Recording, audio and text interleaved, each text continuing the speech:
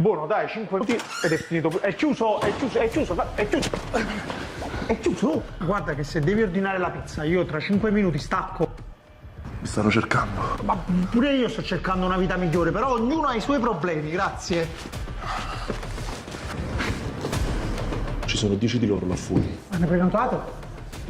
No, sono 10 di loro che mi vogliono uccidere. Oh, io ho 12 di loro che vogliono pagare a testa col posto. Pensi chi sta più guaiato? Ah, scusa. Mi devi aiutare, cazzo. Io? Ma tu capite che dopo 8 ore di lavoro non aiuto nemmeno mia mamma a scendere dalla macchina? Ma almeno sai combattere. Come? E se stamattina con l'operatore quando mi vennero matarazzi? Forse tu non hai capito. Questi sono killer. Professionisti. Gente pericolosa. Più pericolosi di quei clienti che dicono la pizza è buona, poi quando vanno a casa ti recensiscono negativamente. No.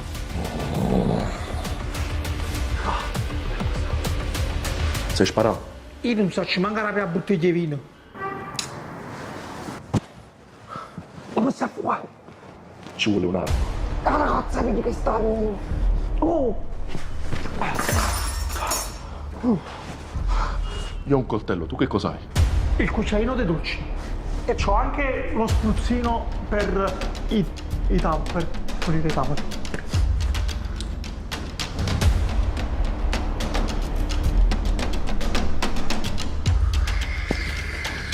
Oh, madonna mia. Ma che... Aspetta. Che si muove, racca? Castunco.